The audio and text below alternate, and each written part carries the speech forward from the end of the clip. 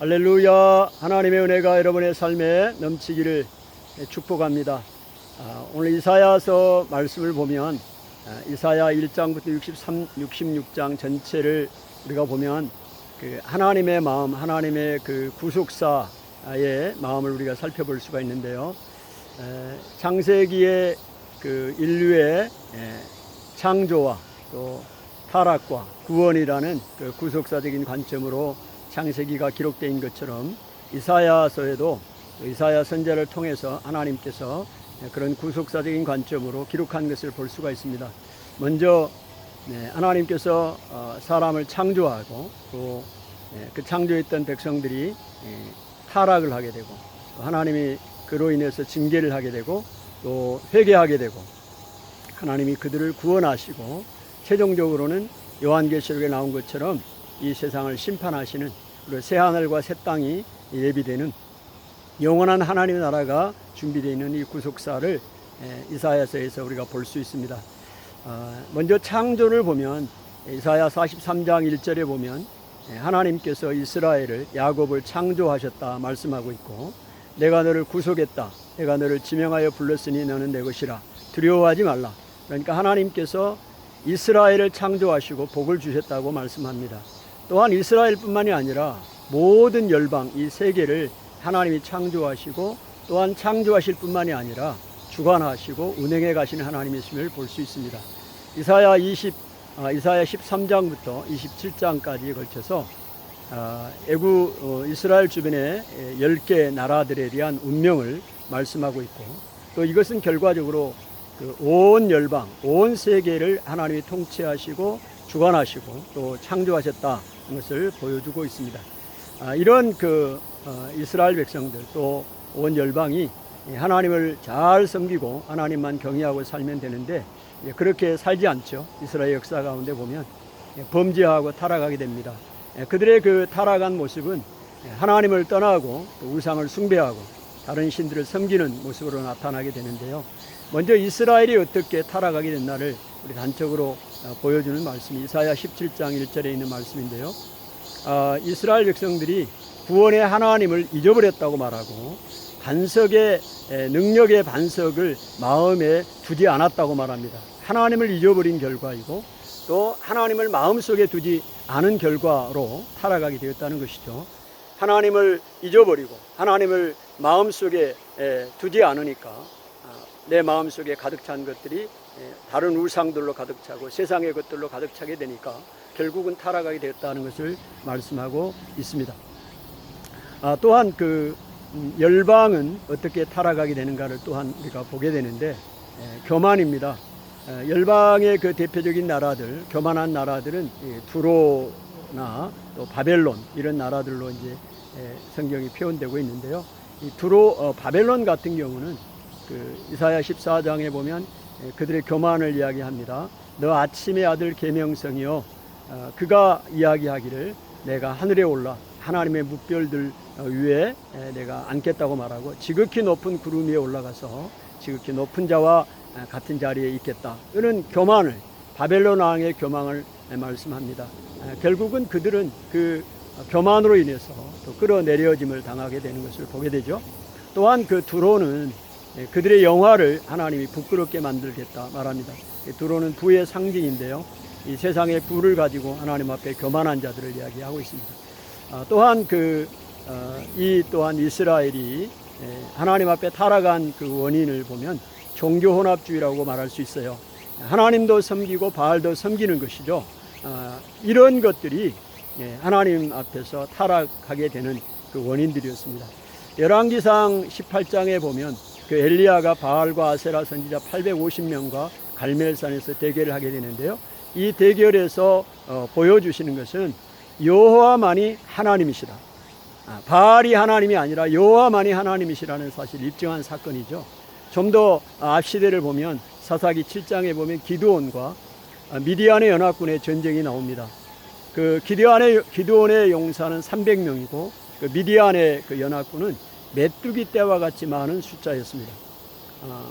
하나님께서 많은 32,000명이나 모였던 병사들을 다 물리치고 최종적으로 300명만 남기신 이유가 또 그들과 싸워서 승리하게 하신 이유는 여호와만이 하나님이심을 입증하는 그런 전쟁이었음을 보게 됩니다. 이런 그 시대적인 상황들을 또한 우리가 볼 수 있죠. 그래서 그 타락의 길을 가게 되죠. 그러면 어떻게 됩니까? 우리가 반드시 하나님의 징계가 있죠. 이 징계를 통해서 하나님은 멸망시키려는 건 목적이 아니고 징계를 통해서 회개하고 하나님 앞에 돌아오게 하려는 것이 하나님의 징계의 목적이죠. 북쪽의 이스라엘은 아수르를 통해서 징계하시죠. 또 남쪽의 유다는 아수르를 통하여 경고했다가 거기에서 깨닫지 못하고 계속해서 하나님을 떠나고 범죄하는 일을 행한 결과 바벨론을 통해서 이제 70년 포로 생활을 하게 됩니다. 참 이상한 것은 북쪽의 그 이스라엘 언니라고 표현할 수 있고 또 남쪽 유다는 자매로 동생이라고 표현할 수 있는데요. 북쪽의 그 언니의 그 타락한 모습과 이로 인해서 징계를 받은 모습을 보면 돌이켜야 될 것 같은데 그렇지 않습니다. 오히려 더 악한 길로 가게 되는 것을 보게 됩니다. 참 이게 아이러니하죠. 이런 그 징계를 당하게 됩니다. 이런 또한 열방은 어떻습니까? 이사야 13장부터 24장까지 10개국의 그 나라의 멸망, 그 운명을 쭉 이야기하고 있습니다. 하나님께서 이 역사를 창조하고 또 타락하는 역사를 보면서 그들을 징계하고, 그러면 그 징계의 목적이 멸망이 아니라 그랬잖아요. 회개하고 구원시키는 거기 때문에 이스라엘 백성이 회개하면 하나님은 언제든지 그들을 또 용납하시고 돌이키시는 하나님이심을 보게 됩니다. 남쪽의 유다가 하나님 앞에 회개하죠. 이사야 33장에 보면 그들이 하나님 앞에 회개하고 하나님의 은혜를 구하고 기도합니다. 여호와여 우리에게 은혜를 베푸소서. 우리가 주를 앙망하오니 주의 팔이 우리에게 나타나셔서 우리를 구원하여 주옵소서. 이렇게 간절히 기도합니다.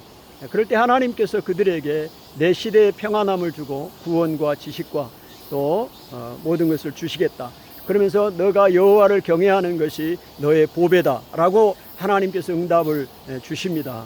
또 이사야 59장에서도 유다가 하나님 앞에 회개하며 기도하는 것을 보게 됩니다. 이사야 59장 1절에 여호와의 팔이여 깨소서 깨소서 능력을 베푸소서. 옛날의 시대에 라합을 점이시고 또 용을 찌르시는 이가 어찌 주가 아니십니까? 하나님 옛날에 출애굽할 때 그 베풀으셨던 그 능력을 지금 우리에게 베풀어 주십시오. 59장 1절에 이야기할 때 하나님은 기다렸다는 듯이 이사야 59장 6절에 응답하십니다. 내가 바다를 휘저으고 그 물결을 뒤흔들어서 이제 뒤흔드시는 분이다. 나는 여호와다 말씀하고 있습니다. 내 말을 너 입에 두고 또 내 손끈으로 너를 덮었다. 내가 땅을 펴고 하늘을 펴고 땅을 지은 여호와이신 것을 선포한다 말씀합니다. 정말로 하나님께 우리가 회개하고 돌이키면 하나님은 우리를 용서하시고 용납하신 하나님이십니다. 이스라엘 백성들이 하나님 앞에 또 그렇게 항의합니다. 기도하죠. 하나님이 왜 잠잠하십니까? 왜 침묵하십니까?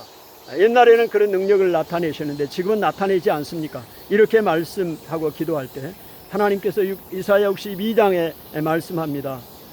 나는 시온을 위하여 예루살렘을 위하여 잠잠하지 아니하고 쉬지 않는 하나님이시다.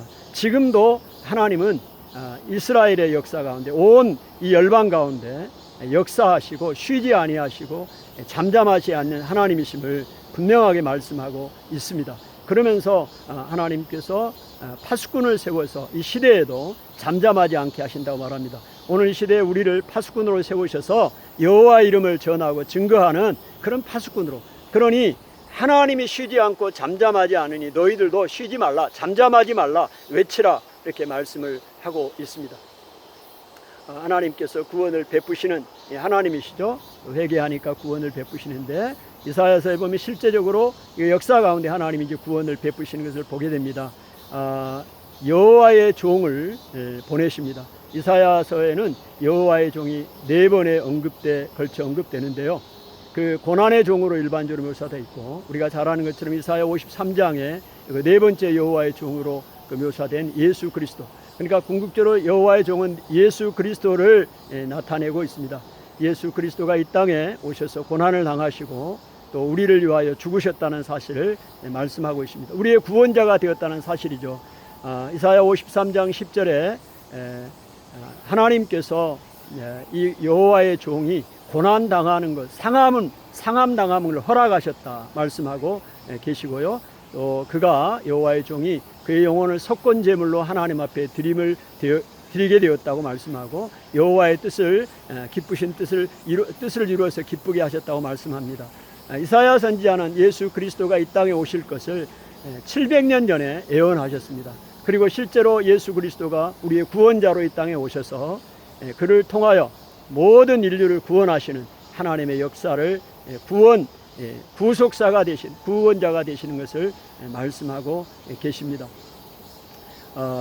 이제 이사야 그 66장에 이제 가보면 하나님의 심판이 나타나게 되죠. 또 새 하늘과 새 땅을 하나님이 창조하십니다.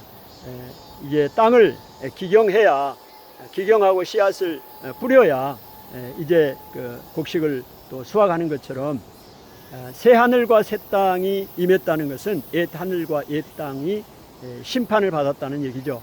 이제 하나님께서 새 하늘과 새 땅을 예비하십니다. 그리고 모든 열방이 하나님 앞에 돌아와 예배하게 될 것이라고 말씀하고요. 그런데 그 끝까지 예배를 드리지 않고 하나님을 거역하는 사람들도 있다는 사실을 분명하게 이야기를 하고 있습니다.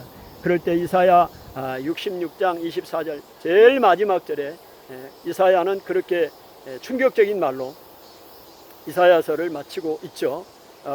그 패역한 자들을 보게 될 것이고 그 벌레들이 죽지 아니하고, 그러니까 그 시체를 계속해서 파먹고 요한계시록에서 묘사하고 있는 지옥의 모습들, 최후의 그 심판의 모습들을 분명하게 말씀하고 있습니다.